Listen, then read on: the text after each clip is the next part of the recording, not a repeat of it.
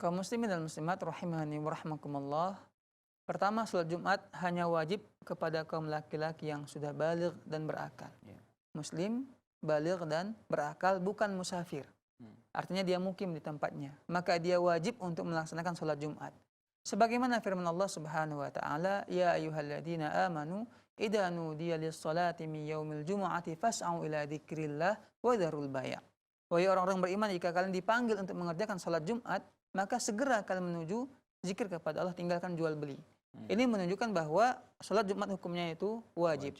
Dan dia ada khutbahnya. Dan sholatnya cuma 2 rakaat. Sehingga ya tidak 4 rakaat. Nah, bagaimana dengan perempuan? Berarti perempuan tidak wajib melakukan ibadah sholat Jumat. Kalau nggak wajib dia, maka dia hanya wajib sholat zuhur. Kalau zuhur kan 4 rakaat. Maka wanita pada hari Jumat tetap melaksanakan sholat zuhur, bukan sholat Jumat niatnya, bukan. Berbeda dengan laki-laki yang sholat ke masjid Jumat mendengarkan khutbah, dia wajib berniat untuk melakukan ibadah sholat Jumat. Tapi wanita, dia tetap beribadah dengan niat sholat zuhur. Kecuali wanita tersebut, ya dia ingin sholat Jumat, silahkan sebenarnya.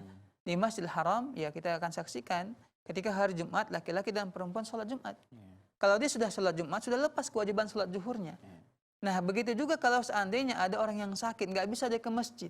Jadi bagaimana? Lepas kewajiban dia sholat Jumat, tapi wajib atas dia tetap melaksanakan sholat zuhur. Sama seperti musafir, nggak wajib sholat Jumat, tapi tetap sholat zuhur 4 rakaat. Jadi jangan salah kaprah. Jangan nanti ketika pikirnya hari Jumat, dia tetap 2 rakaat, padahal tidak. Kalau dia tidak Jumat, maka tetap wajib dia melaksanakan ibadah sholat zuhur 4 rakaat. Wallahu ta'ala a'lam.